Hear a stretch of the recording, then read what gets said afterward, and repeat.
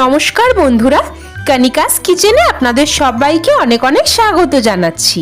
আজকে আমি আপনাদেরকে দারুণ সুস্বাদু একদম পারফেক্ট সেমাই বা শিরখুরমার রেসিপি শেয়ার করব, যেটা বানানোও খুব সহজ আর খেতেও অসাধারণ লাগে।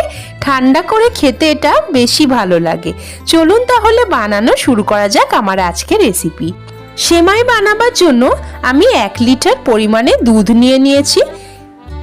দুধটা যতক্ষণ ফুটছে ততক্ষণ আমি একটা মিডিয়াম সাইজের বাটির মধ্যে 3 হাতা মতন দুধ তুলে নিয়েছি। এখন দিচ্ছি 1 চিমটে মতন কেশর। এখন দুধের মধ্যে কেশরটা দিয়ে আমি অ্যাটলিস্ট আধ ঘন্টার জন্য রেখে দেব।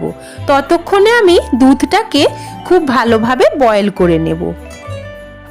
দুধ আমার বয়েল করে নেওয়া হয়ে গেছে। এখন আমি গ্যাসের ফ্লেমটাকে অফ করে দিয়ে দুধ নামিয়ে নিলাম। একটা গরম কড়াইতে এখন দিয়ে দিচ্ছি 1/2 চামচ পরিমাণে ঘি। ঘিটাকে প্রথমে খুব ভালোভাবে গরম করে নেব।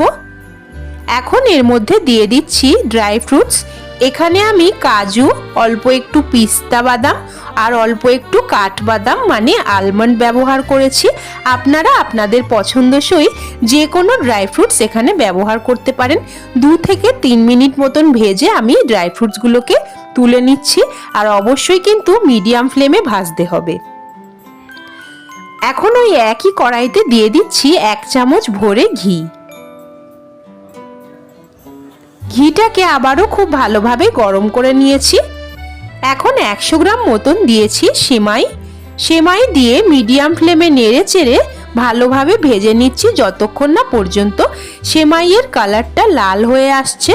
আর সেমাই ভাজা হলেই দেখতে পাবেন একটা খুব সুন্দর অ্যারোমা বেরোচ্ছে। সেমাই ভাজা হলে দিয়ে দিচ্ছি আগে থেকে বয়েল করে রাখা দুধ দিয়ে ভালোভাবে একটু নেড়ে চেড়ে নিচ্ছি। গ্যাসের ফ্লেম কিন্তু মিডিয়ামেই রাখতে হবে। এখন দিচ্ছি আগে থেকে ভেজে তুলে রাখা ড্রাই ফ্রুটস দিয়ে আবারও খুব ভালোভাবে নেড়ে চেড়ে নিচ্ছি। এখন দিচ্ছি 250 গ্রাম মতন চিনি। মিষ্টি আপনারা যতটা খেতে পছন্দ করেন ততটা দেবেন, তবে 250 গ্রাম হচ্ছে একদম স্ট্যান্ডার্ড কোয়ান্টিটি 1 লিটার দুধের জন্য। একটু নাড়াচাড়া করে দিয়ে দিচ্ছি যে কেশর আমরা দুধের মধ্যে ভিজিয়ে রেখেছিলাম, সেই কেশর দুধ দিয়ে আবারও একটু নেড়ে চেড়ে নিয়েই দিয়ে দিচ্ছি 3টে ফাটিয়ে নেওয়া ছোট এলাচ। এখন আমি মিডিয়াম ফ্লেমে সেমাইটাকে সেদ্ধ হওয়া পর্যন্ত রান্না করে নেব, আর মাঝে মধ্যে একটু নেড়ে চেড়ে নেব।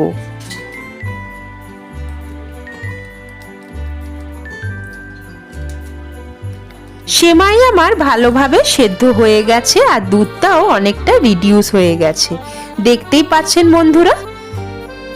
সেমাই আমি ফ্রিজে রেখে দিয়েছিলাম 1 ঘন্টার জন্য। ঠান্ডা ঠান্ডা সেমাই খেতে কিন্তু বেশি ভালো লাগে। দেখে নিশ্চয়ই আশা করছি আপনারা বুঝতে পারছেন যে কত সুন্দর হয়েছে সেমাইটা। আমার আজকের এই সেমাইয়ের রেসিপি যদি আপনাদের ভালো লেগে থাকে তবে বাড়িতে একবার বানিয়ে আমাকে কমেন্ট করে জানাতে ভুলবেন না যে আপনাদের কেমন লাগলো। আমার ভিডিওটিকে প্লিজ একটি লাইক করবেন আর আমার চ্যানেলকে সাবস্ক্রাইব করে আমার পাশে থাকবেন। বন্ধুদের সঙ্গেও রেসিপিটি বেশি বেশি করে শেয়ার করবেন। আজকের মতন এই পর্যন্তই। আবারও হাজির হব নতুন কোনো রান্নার রেসিপি নিয়ে। সেই পর্যন্ত আপনারা সবাই খুব ভালো থাকুন ও সুস্থ থাকুন। ধন্যবাদ।